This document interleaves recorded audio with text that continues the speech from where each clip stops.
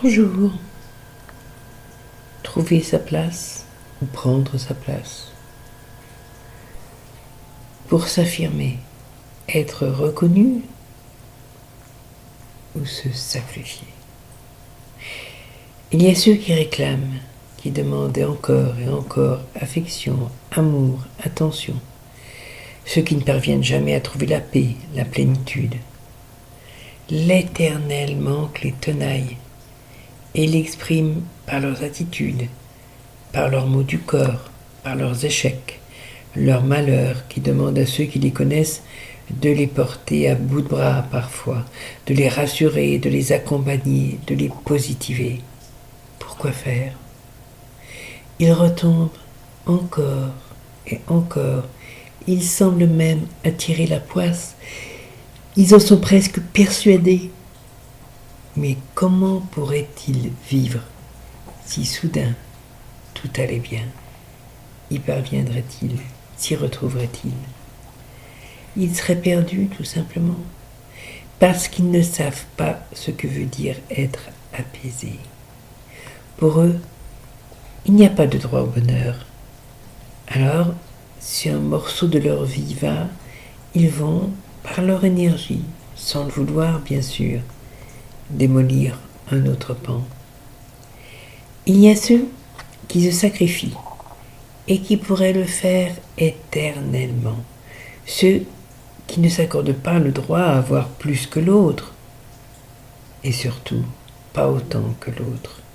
Ceux qui croient que le mot égo est un mot affreux et qui surtout ne veulent pas être dans l'ego, l'expression magique qui veut tout dire et qui ne dit rien à la fois. En tout cas, ce sont eux qui ne s'autorisent rien. Cela ne s'affirme pas vraiment. Pour s'affirmer, pour exister, ils ne réclament pas, ils subissent et ils vont jusqu'à offrir encore et encore à l'autre, au-delà de leurs limites même. J'ai fait partie de cela. Et comme tous ceux qui trempent encore dans cette marmite acide-là, je ne la voyais pas. Pourquoi ne parvient-on pas à sortir de ces cercles infernaux ? Parce que notre image de nous est faussée. Parce que nous sommes incapables de nous voir tels que nous sommes. Encore une fois, parce que nous n'avons pas conscience de notre valeur et de nos possibles. Par quel bout prendre le problème ? C'est parce qu'il n'est pas facile à trouver que la plupart patauchent parfois toute leur vie. C'est aussi pour cela que les prétendues thérapies fleurissent, que les livres sur les positives attitudes font tant de recettes. Il ne suffit pas de trouver une méthode couée, de se dire et redire que ça va fonctionner pour que ça fonctionne.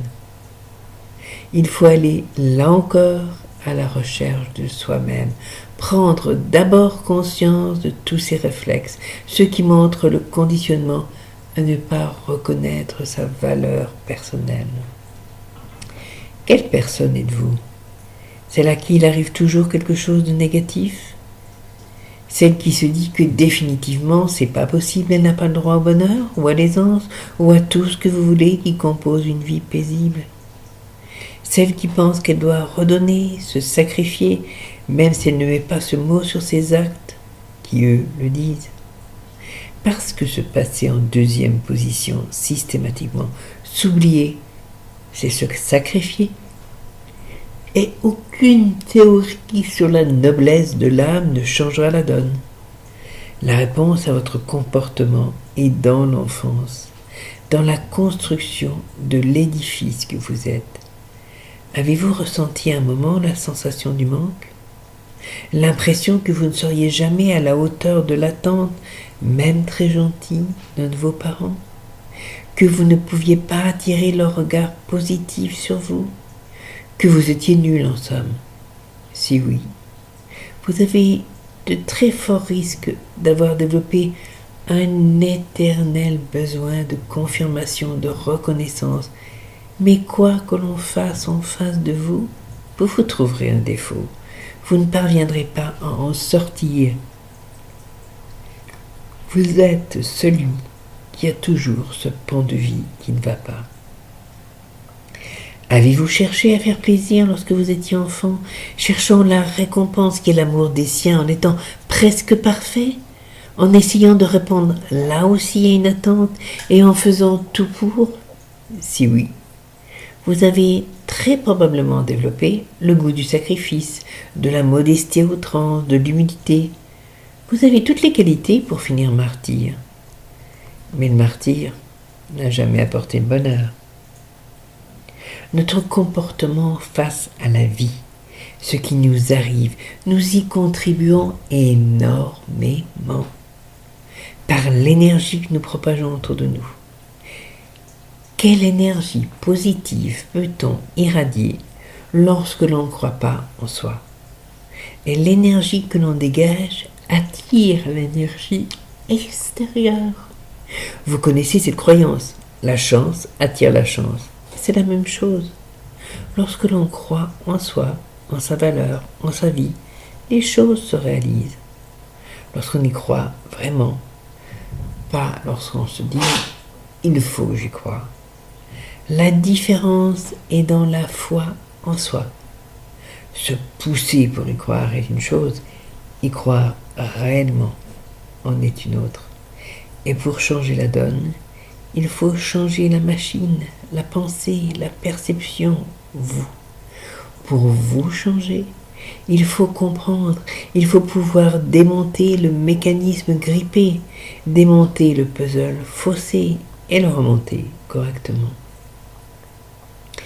Et pour voir là où ça bloque, il n'y a rien de tel que d'observer vos comportements dans la vie, vos phrases aussi. Échanger avec une personne, l'entendre parler dans la manière dont elle gère un problème, une situation difficile, est le meilleur moyen de pointer les attitudes réflexes. C'est ce que je fais à chaque fois que je travaille en développement personnel, mettre à jour les mécanismes ancrés en parlant du quotidien. Parce que l'humain a besoin de voir pour croire, il a besoin qu'on lui montre les choses. L'humain, blessé au plus profond de son être, est un enfant qui a besoin qu'on lui prenne la main et qu'on l'aide à déchiffrer le mot sur le tableau de la vie. Ce n'est pas si difficile de progresser, de s'en sortir, de trouver le chemin du bonheur en soi. Ça demande de vouloir et d'oser, et bien sûr de trouver le bon interlocuteur pour le faire. Il y en a. Un bon thérapeute ne vous enrobe pas de phrases positives que l'on peut trouver dans tous les best-sellers du domaine. Un bon thérapeute vous écoute. Il ne demande pas de se torturer sur un parler de lointain passé. Il vous écoute parler de votre souci d'aujourd'hui. Et c'est dans vos mots, dans vos actes, qu'il diagnostique ce qui bloque et qui est profond et ancien, c'est certain. Après, il peut vous accompagner. Mais je crois, au plus profond de moi, qu'on ne guide pas l'autre sur son chemin. On l'aide à le débroussailler, à le construire. C'est le sien. Et lui seul en est le maître d'œuvre. Un jour, j'ai réussi à ne plus être victime, ni coupable. Parce que ce jour-là, j'ai pu démonter les mécanismes profonds. Je n'ai pas cessé d'aider l'autre pour autant. C'est ma passion, mon métier. Je l'ai fait différemment. J'ai pris le recul qui est indispensable pour aider l'autre.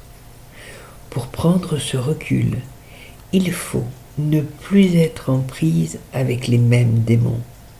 La recette, là aussi, est simple. Le bon thérapeute l'a comprise et appliquée. Que vous ayez envie de me contacter ou que vous alliez vers une autre personne, surtout, n'oubliez pas, vous pouvez être heureux. Vous pouvez cesser de voir votre vie capoter à chaque fois que vous croyez en sortir.